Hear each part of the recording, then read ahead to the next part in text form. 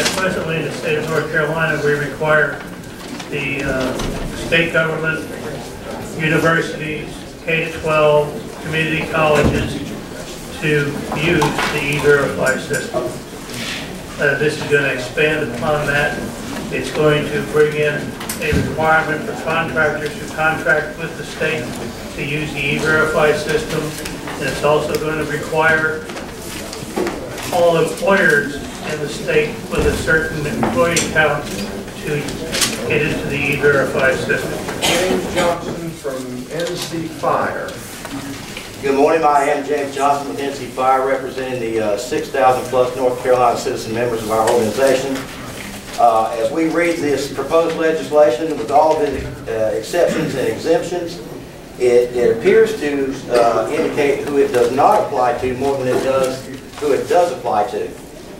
Under the definition section, number 11, under licenses, it does not apply to licenses that are held by anyone with a professional license, a small business with 24 people or less, independent contractors, temporary workers, major developers of industrial or commercial property, developers of subdivisions or housing developments, any businesses or industries associated with water or air pollution and control, any public health related industries such as health departments, family planning clinics, communicable disease control facilities, food safety and sanitation industry, and waste disposal industry. Well, that pretty much covers the entire illegal alien employee population in North Carolina.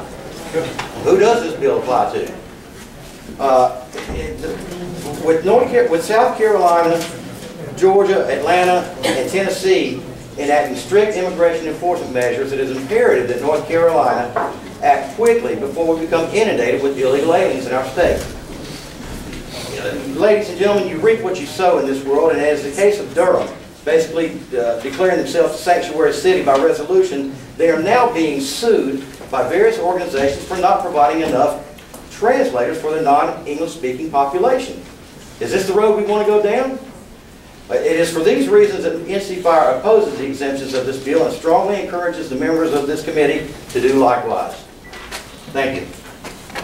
Thank you. Next is William Geen from Alipac. At the last committee on this bill, I spoke out about the different polling data like Ron did. 60, 70, 80, 91+% of North Carolinians Americans want you to do something like this. We've been asking for it for 6 years. Here we are finally in a committee, and we're not even going to vote on it. And we find that the bill's been changed and additions and accommodations have been made.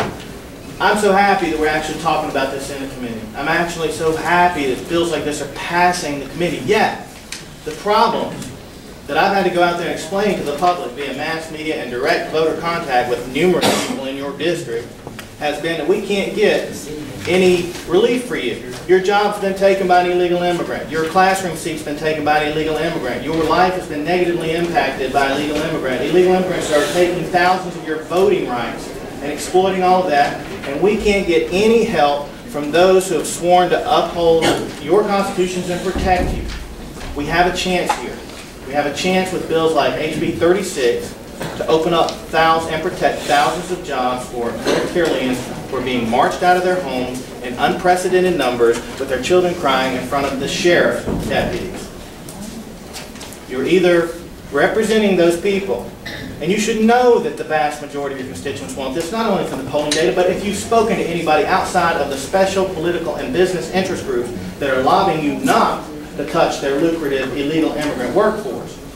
You know this is what they want. All we're asking you to do is to side with those 70, 80, whatever percentile you want to accept of your constituents or North Carolinians that want you to protect those jobs instead of the special interests that are whispering in your ears and the ears of some of the leadership around here asking you to betray them once again. Thank you. Thank you. Randy Dye. Good afternoon. I'm Randy Dye. I'm a conservative blogger from Randy's Right and from the Chatham KTM group we have from Chatham County. I'm just here to thank you for at least starting to address this issue. And just one thing I wanted to tell you is my wife is a human resources director at a company here in Chapel Hill. They voluntarily already use E-Verify. If there is a problem with E-Verify, two things happen, and this I quoted from her. They never come back, you never hear from them again, or there might be a problem, they give them the chance to clarify it. But again, if our free enterprise is already using it, I cannot believe that our state is not using this also. Thank you. Thank you.